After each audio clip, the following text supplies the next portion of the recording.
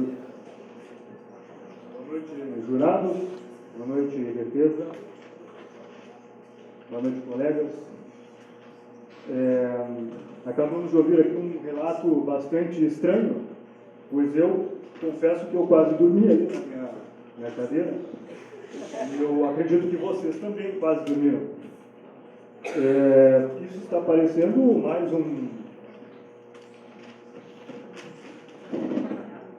mais uma história de criança, de ninar.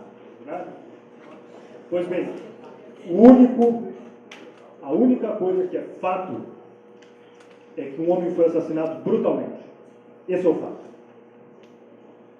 Roger Wetmore foi assassinado brutalmente.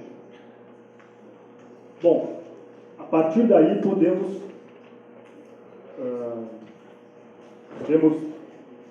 existem muitas questões levantadas pela defesa, mas tudo suposição. Supostamente o Wetmore fez contato. Supostamente o Wetmore não quis jogar o cara. Ou concordou que jogassem os dados por ele. Mas é tudo suposição. E isso não justifica a morte brutal de uma pessoa. Nós poderíamos estar nas nossas casas ou num restaurante, poderíamos estar debatendo, olha, 5 grandes homens resistiram bravamente numa caverna, sem comida, mas eles aguentaram firme, aguentaram no osso. Só que estamos aqui julgando 4 covardes, porque essa é a realidade. Desculpa. 4 covardes pela morte de um homem. Imaginem a brutalidade desta morte. Pois não havia um revólver. Ele não estava num leito do hospital esperando para morrer, de repente uma eutanásia, ao lado dos familiares. Imaginem a brutalidade dessa morte. Por pedras ou por enforcamento. Pois bem, a defesa mencionou a ausência do Estado, mas o Estado não estava ausente. Havia comunicação com ele e o rádio foi desligado. Pois foi comprovado que havia bateria na saída dos 4 homens, havia ainda bateria. O que aconteceu naquele tempo? A quem interessava que o rádio fosse desligado? Olha, é uma questão bastante controversa. A única pessoa que poderia interessar o rádio desligado não estava. Estavam todos do lado de fora. Pois bem, os médicos mencionaram, foi perguntado aos médicos se eles deveriam se alimentar, e os médicos se abstiveram de analisar esse efeito, que no fim das contas acabou tragicamente acontecendo. Agora, por que eles se abstiveram? Porque no fundo nós valorizamos a vida. Nós valorizamos qualquer vida. Inclusive, os 10 do grupo de resgate que morreram, eles estavam tentando salvar todos, mas se houvesse apenas um, eu tenho certeza que eles teriam dado a vida para salvar, porque era o trabalho deles. Eles sabiam dos riscos, eles correram esse risco. Infelizmente faleceram. Agora, se houvesse apenas uma pessoa lá, eles também dariam a vida para salvar essa pessoa. Então eles tiveram a consideração que aqueles 4 não tiveram, como o pobre Wetmore.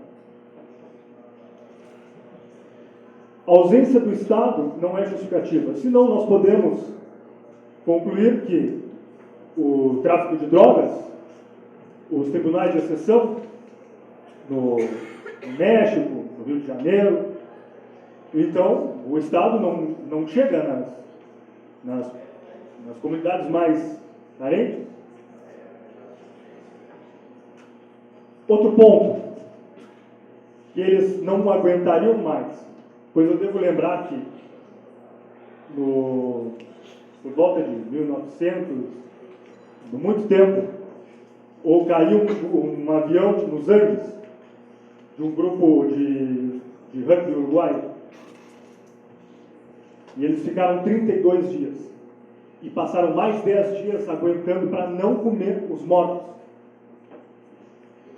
porque não queriam cometer essa insanidade.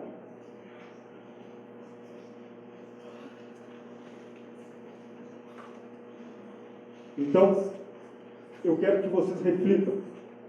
E mais do que isso, vocês têm a responsabilidade hoje de fazer justiça e não deixar que se abra um precedente perigoso para que qualquer adversidade se possa justificar um acontecimento tão trágico como aconteceu com ela.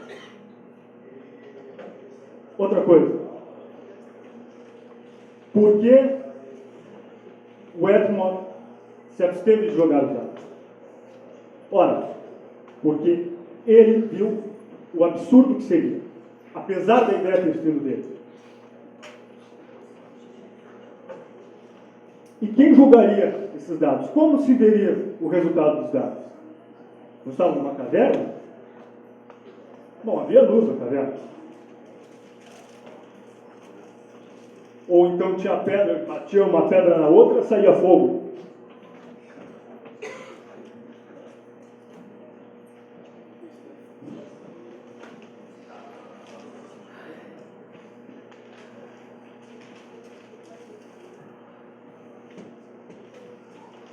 Pois bem, quero lembrar-lhes que o Edmond não queria atentar contra a vida de ninguém.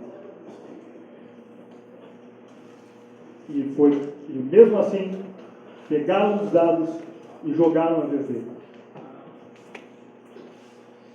O Edward não queria esse final trágico, porque ele viu a insanidade.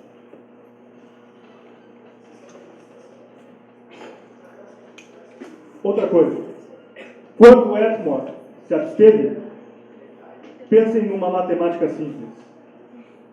Uma chance para cada 5 pessoas, 20%. Uma chance para 4 pessoas, 25%. Ou seja, o fato de o Edmond ter saído deste jogo cruel significaria mais 5% de chance para cada um. E o Edmond, nenhuma chance, porque ele estava fora do jogo.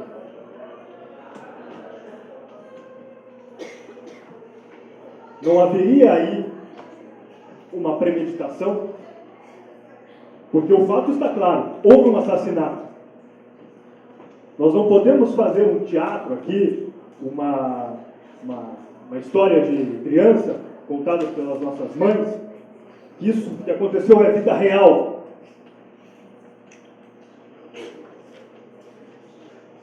Senhores, não reinventemos a física. O que diria Isaac Newton dessa barbaridade? Sequer pode-se alegar uma reação ao Edmond, porque não houve ação.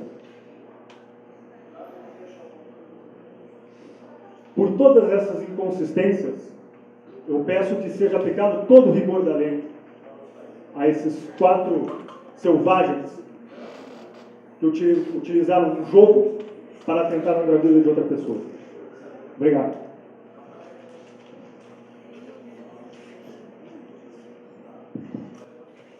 Boa noite a todos, senhores jurados, colegas da defesa, nossos colegas da acusação e a comunidade aqui presente. Vou começar já dizendo que eu não estou entendendo mais nada aqui. Ora, a acusação alega que estavam vivendo num estado natural, fora fora do alcance da lei positivada. Outra hora alegam o estado de necessidade. Lembremos que estado de necessidade está previsto no nosso ordenamento jurídico. Aonde está, então, posicionado? Em que sociedade os réus estão? Eu não sei. Uma hora eles alegam numa, outra hora eles alegam outra. Fora os toque-toque, ainda por cima. Mas vamos tentar elucidar. Vamos tentar elucidar todas essas definições aí. E vamos começar pelo estado natural. Já afirmo que, antes de entrarem nessa caverna, todos os exploradores, todos, pertenciam à sociedade do Commonwealth. Portanto, já estavam sob o contrato social da comunidade, da sociedade. Contrato esse que se forma lá no início, na concepção, quando a formação do ser humano, quando aquele ser que está em formação lá dentro daquela caverna cheia de líquido chamada útero, é lá dentro que já começa o alcance. Lá, quando esse ser humano também está incomunicável e nem consciência tem, ainda assim o Estado vai lá e já lhe garante os seus direitos. E aí começa o contrato social. Ele transcende os limites da vida. Senão não faz sentido nenhum nós estar aqui hoje. Nós estamos julgando, querendo saber o que aconteceu com uma pessoa que já morreu. E segundo a defesa, nem pertencia à nossa sociedade. Estamos fazendo o que aqui então? Se estamos aqui nesse julgamento, é porque esse estado de necessidade nunca existiu. Ou melhor, esse estado natural que a defesa alega, nunca existiu. Esse contrato social é a base da soberania de qualquer sociedade. Ele é irresistível. Uma vez iniciado, não se pode quebrar. Ora, para cometer um crime, eu saio do estado, saio do contrato social onde eu convivo, vou lá, cometo o crime e depois quero participar de novo e volto para ele. E pior, quero viver e viver em liberdade ainda. Dois dos mais fundamentais dos seus direitos garantidos no nosso contrato social. É muito simples.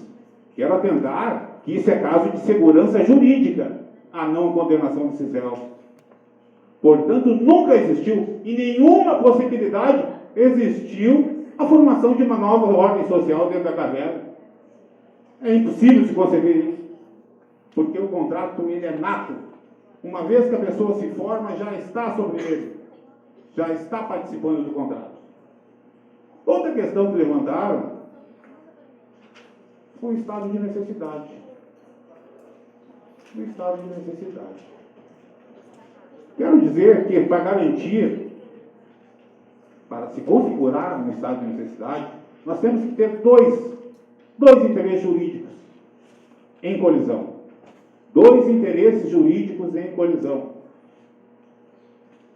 Quando esses interesses jurídicos têm diferentes importância, admite-se o estado de necessidade para que sobreviva o maior. Porém, quando forem dois interesses jurídicos de igual importância, quando forem duas vidas, e eu falei duas vidas que tiverem disputa, e só uma deverá sobreviver, não é bem assim que se aceita um estado de necessidade. Tem que preencher algumas condições. Não simplesmente chegar e alegar que é um estado de necessidade. A primeira condição é a existência do perigo atual. Atual, é imediato, é agora que tem que estar acontecendo para mim poder tirar a vida de alguém e eu sobreviver. Eles fizeram um contato no 20º dia, ainda dizendo que tinha comida. Quando que eles iriam morrer de fome para ser daqui a 2 dias? Daqui a 3? Daqui a 4? O evento era futuro e incerto, não era atual. O perigo ainda não estava ali para poder matar. Já não se justifica a aplicação do estado de necessidade. Um outro ponto é a proporcionalidade entre a conduta do agente e o resultado. Eu iniciei dizendo que eram 2 interesses. Foram usados 4 interesses para matar um. Também desconfigura o estado de necessidade. Não se aplica nessa ordem. E dizer que na necessidade não tem lei é muito pelo contrário. É da necessidade que surge a lei. O direito está justamente para isso. Para regular as necessidades da sociedade. Então não dá para dizer que, eu sou um animal, eu mato porque eu tenho fome, porque eu estou nessa necessidade. Não é possível isso. É da necessidade que surge o regulamento da lei. É para isso que existe o direito. E, consequentemente, é para isso que existe a sociedade. Quero alertar aos senhores que viver em sociedade nos permite deixar um legado. É um poder transindividual. Talvez até direito difuso pode ser.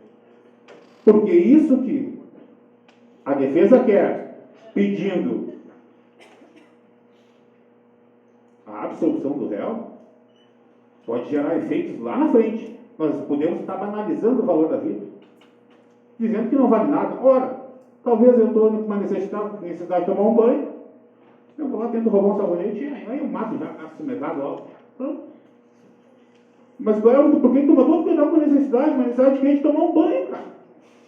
Então, quando você está tomando um banho, acabou a história. Eu vou matar e pronto. Esse é o precedente que pode se abrir aí. Tem que se atentar para isso. Quando se alega que o Estado não foi presente, que o Estado foi omisso nas ações, eu quero lembrar o seguinte: para que o Estado ia lá buscar pessoas que estão fora da nossa sociedade? Para que o Estado ia lá? Para quê? Se as pessoas estão se considerando que estão fora do nosso convívio social, para que ir lá buscá-las? Mas não foi isso que aconteceu. O Estado empregou um vultuoso aporte financeiro, máquinas, pessoas para trabalhar, para resgatar esses cidadãos de guerra. Então, nunca o Estado foi omisso. Sempre tentou buscá-los. Então, se quiseram sair da sociedade com um Estado natural, foi porque eles decidiram lá dentro da caverna. Porque na parte de fora, nunca estiveram fora do Estado natural. Do convívio social da sociedade. Nunca.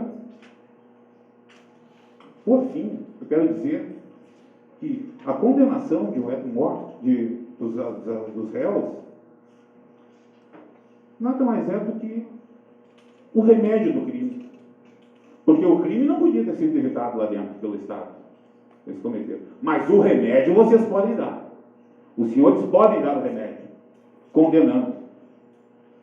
Condenando os réus de maneira justa, porque é assim que a sociedade organizada faz. Até para punir, pune, respeitando os direitos de quem está sendo punido. Pensem na família. Pensem na família de Wetmore, que também contribuiu junto naquele aporte financeiro que o Estado fez para poder retirar as pessoas lá de dentro. Foi dinheiro público que foi investido ali para retirar essas pessoas lá de dentro, inclusive a própria família de Wetmore. Então, não condenem essa família a viver trancada dentro daquela caverna na esperança de buscar o filho perdido lá de dentro. O filho que foi assassinado por 4 réus. Ora, se temos a autoria, se temos a materialidade, não existe nenhuma excludente. É certo que mataram porque propriamente falaram que mataram. Estamos esperando o quê para condenar esses cidadãos? Não existe justificativa nenhuma para a absolvição desse cara. Por fim, eu só queria relatar, queria pedir para a assessoria aqui, se fosse possível, desligar as luzes. Não se assustem, tá? Nós vamos desligar um pouquinho para tentar reproduzir o ambiente no interior da caverna. E queria que os senhores jurados atentassem para um detalhe aí.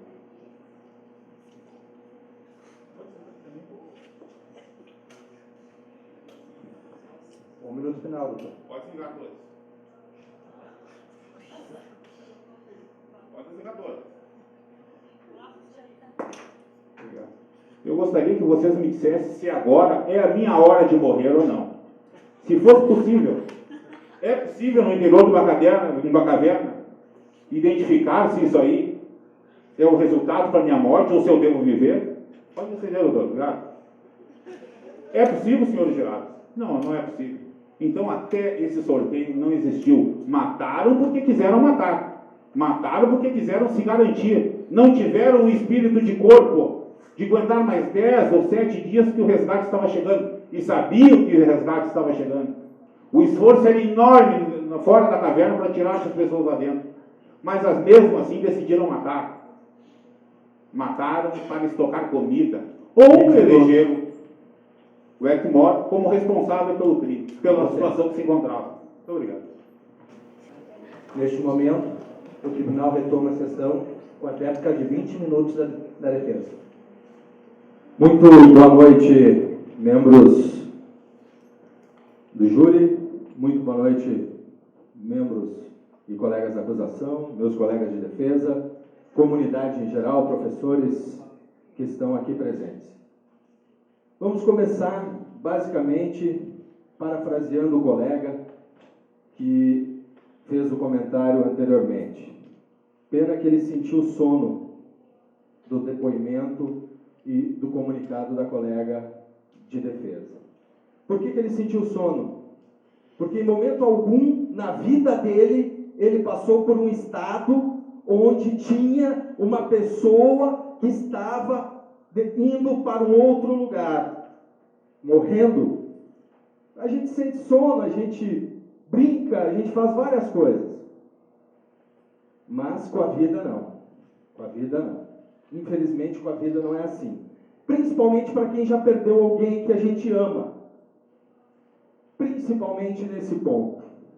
O colega que veio após ele, na sequência, eu me arrepiei. Me arrepiei mesmo. Eu que já trabalhei em rádio, eu nunca vi uma voz tão bonita e cheia de argumentos. Foi um espetáculo.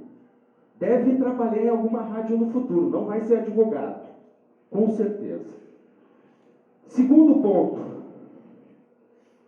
Temos aqui um médico sentado na acusação que diz que as proteínas ingeridas dariam a sustentação para todos os 32 dias onde os 5 homens lá estavam sobreviver. Mal sabe ele que os estudos comprovam, e eu não sou médico, sou estudante de direito e formado em publicidade e propaganda, mal sabe ele que as proteínas do corpo, elas duram como fonte de alimentação de 3 a 4, pasmem senhores, horas. Horas, não são dias. Dias. Que noção de tempo as pessoas estavam lá dentro, tinham anteriormente a essa situação a que foram acometidos? Uma situação provocada por eles, membros do júri? Não, né? Foi um lá que puxou uma pedrinha e rolou todas as demais? Não. Não houve essa situação. De forma alguma, colegas. Essa situação foi provocada por um deles. Um dos membros que estamos aqui defendendo. Agora, pasmem, senhores. As provas estão sendo manipuladas. As provas apresentadas pela acusação foram manipuladas. Primeira prova, que veio agora há pouco. Os recursos para a retirada das pessoas lá dentro da caverna foram do Estado. É mentira! É mentira! As provas demonstram que os recursos foram da própria sociedade de exploradores de caverna. Está ali nos autos esta situação. Segunda situação, o resto dos recursos, de forma alguma, vieram do Estado. O Estado foi omisso até nisso. Por quê? Por que ele foi omisso? Porque ele não dava valor à vida das pessoas que lá dentro estavam. Não dava valor à vida. O restante dos recursos ordenados para o salvamento vieram dos membros da sociedade local. Novamente o Estado, nada. Parece os estados que a gente conhece aí, que quando é para tirar o dinheiro do bolso para mandar para o município, não fazem. Isso aconteceu nessa situação. As pessoas estavam lá, trancadas em uma caverna, e o Estado nada. Foi chamado alguém do executivo para se manifestar. O Estado silenciou. No 20º dia, quando lembraram que tinha um equipamento que poderia ser utilizado para a comunicação. no 20º dia. Eles não sabiam quantos dias estavam lá dentro. De forma alguma. Quantos dias eles estavam lá dentro? Não sabiam. Imagina vocês, o colega aqui a pouco apagou a luz. Alguém cronometrou quantos segundos deu? Membros do júri? Ninguém cronometrou? Passamos 48 segundos, enquanto ele fazia mais uma piada aqui na frente. Uma piada. Rapidamente, todo surfista tem como seu instrumento, seu equipamento, a prancha de surf. O kitesurfista, o kitesurf. O canoísta, o caiaque. O escoteiro, a corda.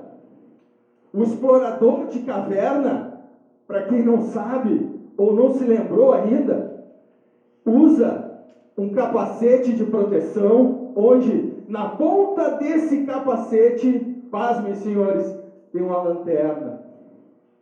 E essa lanterna, ela dura. Ela tem durabilidade comprovada para situações.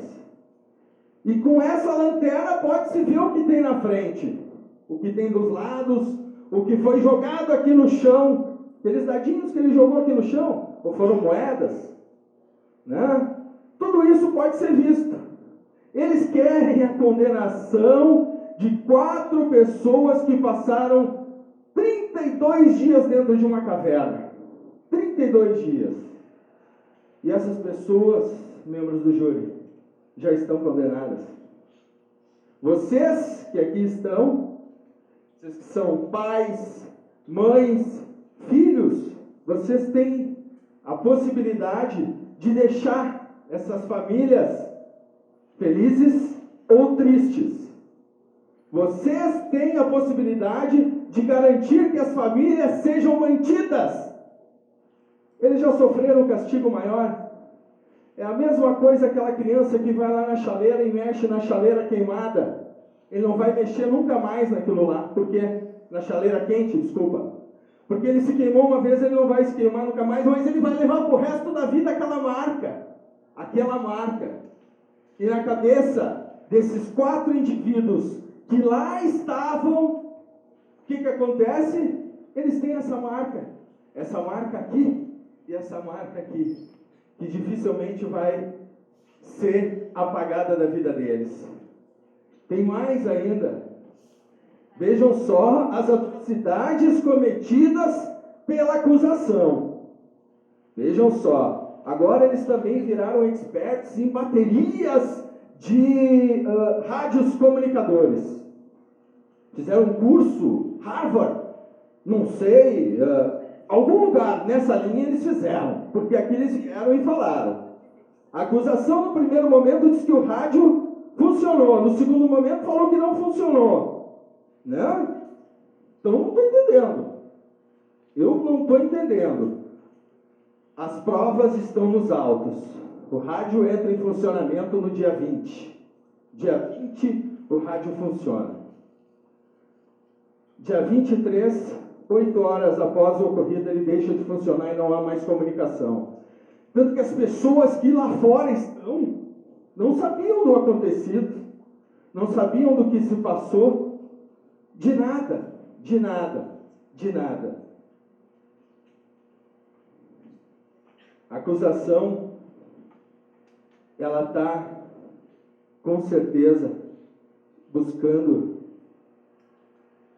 uma justiça que, de certo ponto, é uma justiça equivocada, uma justiça errada, porque a maior condenação, como eu já falei anteriormente, eles já sofreram. Eles já sofreram essa condenação. Eu não estou aqui para mudar a história das provas, eu estou aqui para fazer diferente. Eu estou aqui como se vocês, senhores, membros do júri, para tentar buscar um resultado correto e justo acima de tudo.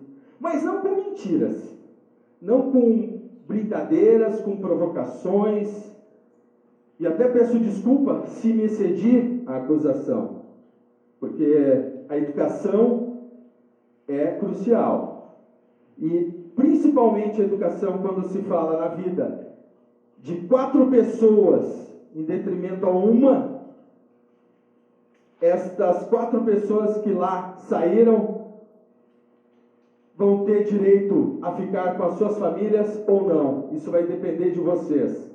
Mas eu quero dizer para vocês ainda, só uma partezinha aqui do caso dos Andes, como o colega colocou, que após a tragédia, alguns corpos lá estavam e algumas pessoas estavam moribundas, né? Moribundas lá, morrendo aos poucos à míngua, e essas pessoas estavam vendo a dificuldade dos sobreviventes que lá estavam, precisando de alimento. E esses que estavam vivos, falaram o seguinte: retirem de nós os nossos tecidos e os nossos órgãos, porque nós te perdoamos. Era isso que eles falavam, e isso que eles fizeram lá, e que garantiram a subsistência das pessoas que lá estavam. De minha parte era isso.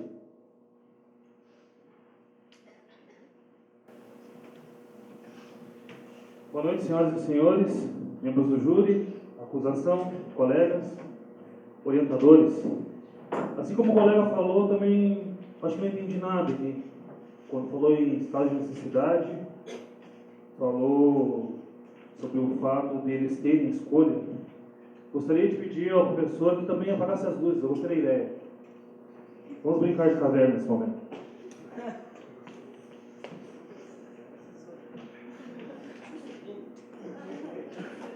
Nesse momento, senhoras e senhores, vamos nos ambientar. A história fala que ao 20º dia, os exploradores entraram em contato com eles através do rádio que havia no acampamento, e os exploradores fizeram a seguinte pergunta: quanto tempo haveria hábil para que fossem resgatados? Foi colocado a eles, conforme vimos e vocês mesmos relataram, que seriam 10 dias. Se perguntou ao médico se no momento e como eles viveriam, haveria probabilidade de eles viverem aqueles 10 dias. O médico falou que não. Vocês mesmos relataram. 8 horas se passaram depois que o rádio ficou em silêncio. E supostamente, ou não, conforme a acusação fala, Roger Altman entrou em contato e fez a seguinte pergunta: se nos alimentássemos da carne de um de nós, poderíamos sobreviver esses 10 dias? Muito contra gosto, conforme a acusação falou, o responsável pelo resgate disse que sim. Então Roger perguntou, ou supostamente que seja ele, perguntou o seguinte: como faremos? Sortearemos? Mas ninguém se opinou. Roger insistiu: existe uma autoridade governamental ou juiz que possa interceder e nos dar opinião? E esse mesmo silêncio que se faz agora se fez no rádio. Roger, ou supostamente ele, insistiu novamente perguntando: existe um sacerdote ou alguém que possa intervir ou dar opinião? Ainda assim o silêncio se fez. Pode ser, professor? Ao contrário do que a acusação tenta nos dizer, e que o próprio Christian falou, estados extremos de escuridão afetam a nossa faculdade psicológica. Misturados com o estresse, com a fome, com a sede, se tornam inimagináveis. Quem já fez dieta, quem sabe o que eu estou falando, que é ficar 6 horas sem comer nada, ou quem se inibiu de comida para fazer um exame ou algo parecido, sabe o que eu estou querendo dizer com isso. O que eu não entendo, como acho que eles não entendem também, é porque o Estado que se omitiu naquele momento, que virou as costas quando ficou em silêncio, porque o silêncio fala muita coisa, também não está no banco dos réus. Por que o Estado manda os abutres da acusação até aqui nesse momento tentar terminar o que ele começou? Manter todos eles em silêncio. A omissão do Estado se faz simples. Ela acontece hoje. Comigo, com você. Não estamos tratando aqui, senhoras e senhores, de um caso onde 5 homens ficaram presos dentro de uma caverna. Esse caso vai bem mais além. Fala de mim, fala de você, fala de todos aqui. Essa omissão do Estado é natural. Essa caverna socioeconômica que vivemos hoje, que chamamos de Estado, nos vira frequentemente as costas. Quando diz que você não tem o perfil para ser um jurista, ou que você é maluco para trazer um bebê ao mundo, ou porque você talvez esteja velho demais para voltar a estudar. Talvez a fome que a gente sinta não seja a mesma fome dos exploradores, que infligia seus estômagos, seja a fome de conhecimento que nos traz toda noite aqui para nos alimentarmos e alimentarmos quem está em casa. Talvez o medo que a gente sinta não seja da morte, seja de não voltar para casa com dignidade e abraçar quem a gente ama, como os exploradores queriam. Foi citado Platão, poderia citar Orlando Gomes, mas vou citar os orientadores. Vou citar a professora Fernanda Malma, em Direito Civil 1, quando disse que o direito não é e nunca será uma ciência exata. O professor Renato, que diz que assim como o vira-lata corre atrás do carro, o direito corre atrás da justiça. Chegamos a uma estrada bifurcada, senhores, onde de um lado temos a justiça e do outro lado temos o direito. O direito hoje nos diz o seguinte: esses homens devem ser condenados. Mas eu pergunto, baseado em tudo que ouviram aqui hoje, é justo? O direito nos diz que devemos mandar esses homens para a morte. Ainda assim é justo? Esse Estado que virou as costas a ele vira a nós todo momento? Eu gostaria de citar alguém que foi crucificado injustamente e disse, lá no alto do monte, aos seus discípulos que seguiam: conhecereis a verdade e a verdade vos libertará. Hoje vocês conhecem a verdade.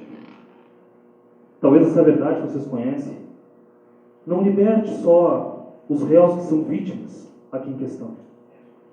Liberte a vocês, liberte a mim, liberte a todos nós. Porque o que o Estado queria era que quando se abrisse a caverna se encontrasse 5 corpos. Que ninguém lutasse pela vida. Não fazemos isso nesse mundo. Como faríamos trancados em uma caverna com fome? É uma mentira dizer que pessoas como nós ou como eles se sentariam e esperariam a morte sem lutar. É mentir para nós, mentir para a história e mentir para eles. Hoje vocês têm a possibilidade de fazer muito mais que isso. Por algum motivo o destino escolheu vocês 10, não só para julgar, mas para reescrever a história do modo correto, do modo justo. Todos queremos sair da caverna. Chegou a hora de irmos embora. Chegou a hora de mandar nossos filhos para casa, de irmos para casa. E parece que a chave está com vocês. Use com sabedoria.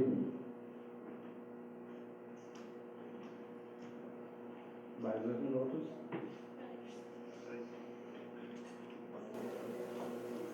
Os julgadores optaram pela absolvição, levaram-se nos seguintes argumentos: omissão completa por parte do Estado, quando solicitada ajuda para resolver a melhor opção para a sobrevivência, sendo que a maior condenação possível será a marca levada pelos réus pelo resto de suas vidas, tanto emocionalmente quanto socialmente, e também pela inexistência de provas concretas do assassinato premeditado. Além das razões anteriormente citadas, não se pode ter certeza da integridade das faculdades mentais dos réus, até porque a própria falta de luz da caverna compromete também o discernimento dos mesmos. Além disso, foi feito um contrato entre os réus, em que eles próprios resolveram fazer esse jogo de dados. Dentro da caverna, eles não tinham noção do tempo. E eles só buscavam a sobrevivência. Eles tinham necessidade de sobrevivência. Isto posto, considerando o mais que o auto consta, julgamos improcedente a presente ação e faço absolver das imputações feitas no início, com fundamento no artigo 386, fala sobre o estado de necessidade, inciso 6º. Então, é isso.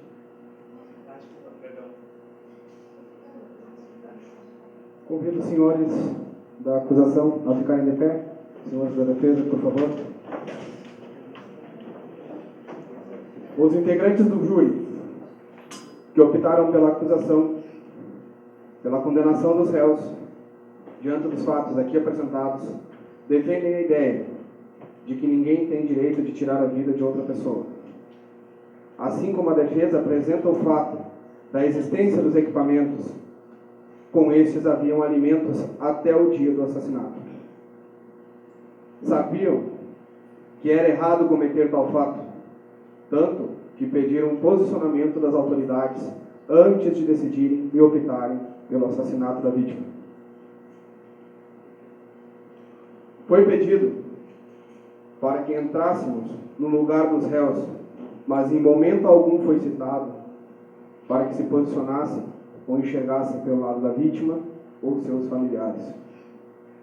A única prova que temos, verdadeiramente citada, apresentada nos fatos, é o depoimento dos réus, que deixa uma ampla interpretação, sendo ela verídica ou falsa, coube a interpretação do que aqui foi apresentado.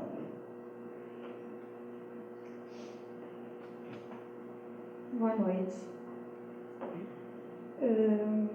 Como julgadora, eu vou justificar os votos de condenação pelos seguintes atos. Seguindo as leis do condado onde o Whitmore e os réus estavam na época do ocorrido. Primeiramente, foi o Whitmore que deu a ideia e, após usar a razão, ele voltou atrás, mas não foi levado em consideração.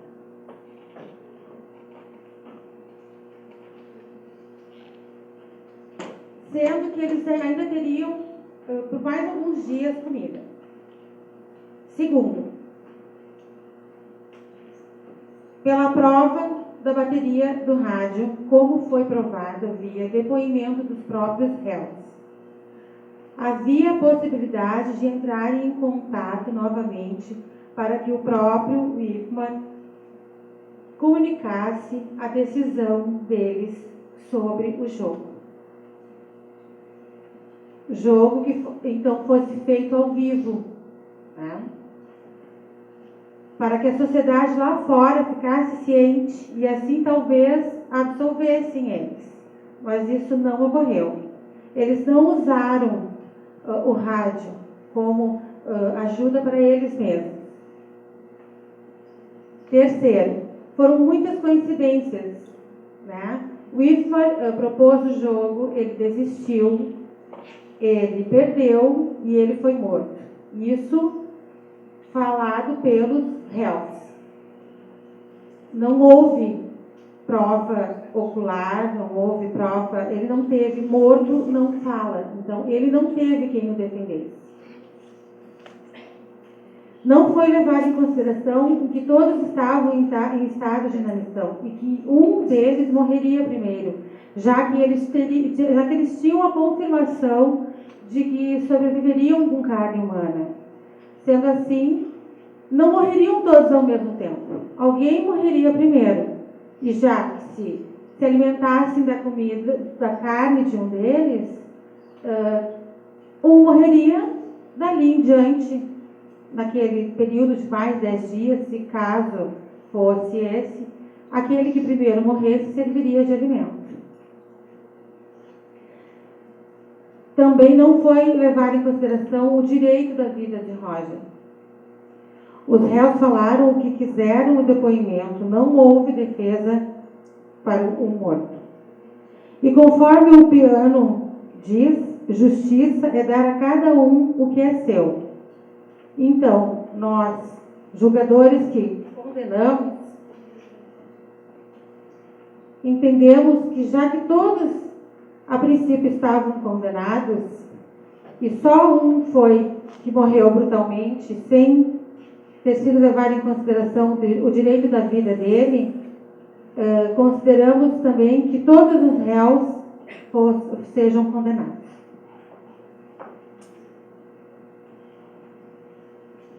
Por fim, ante os argumentos expostos, os julgadores decidiram, de forma não unânime, pela absolvição dos réus.